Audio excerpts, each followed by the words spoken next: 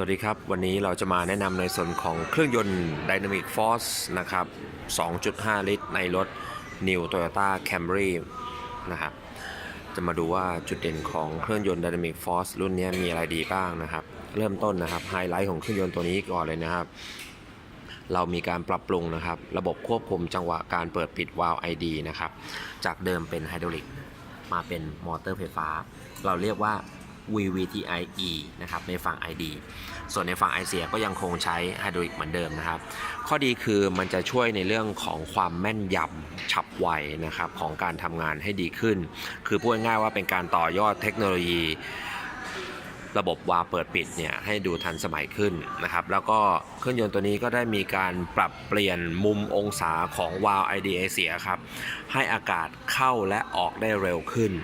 นะครับทำให้เพิ่มแรงม้านะครับแรงม้าเนี่ยจากปกตินะครับตัว 2,500 ของเดิมเนี่ย187 แรงม้าตัวนี้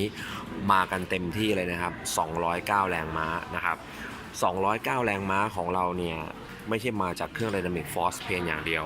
แต่เรายังทำงานควบคู่กับเกียร์อัตโนมัตินะครับ Direct Shift แบบ8 สปีดเลยครับมากันแบบ8เกียร์เลยนะครับเพราะฉะนั้นการเปลี่ยนเกียร์จะค่อนข้างต่อเนื่องราบรื่นนุ่มนวลนะครับแล้วก็ส่งกำลังแต่ละเกียร์เนี่ยได้อย่างเต็มที่เต็มเม็ดเต็มหน่วยนะครับรถคันนี้เนี่ยเติมน้ำมันเชื้อเพลิงได้สูงสุดถึง E85 กันเลยทีเดียวนะครับในส่วนของอัตราการประหยัดน้ำมันเชื้อเพลิงเนี่ยเห็นเครื่องใหญ่แบบนี้นะฮะในเมืองเนี่ยสามารถทำอัตราสิ้นเปลืองประหยัดน้ำมันเชื้อเพลิงได้สูงสุดนะฮะที่เราขับกันชีวิตจริงเลยผมทดสอบกันก็นั่งกัน2คนเปิดแอร์นะครับก็วิ่งกันอยู่ประมาณ 8-10 กิโลเมตรต่อลิตรแต่ถ้ารถติดมากๆนี่ก็ตัวเลขนี้ก็เอาไม่อยู่นะฮะก็จะลดน้อยไปกว่านี้เหมือนกันนะครับส่วนทางไกลเนี่ยก็จะวิ่งกันอยู่ประมาณ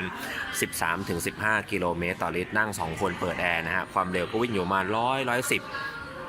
ถ้าจังหวะอากาศเย็นๆหรือกลางคืนก็จะทำตัวเลขได้ดีกว่านี้นะครับคราวหน้าคลิปต่อไปเราจะมีอะไรมานำเสนอสิ่งดีๆอีกนะครับติดตามผมได้นะครับอาจารย์โตโตโยต้านะครับวันนี้สวัสดีครับ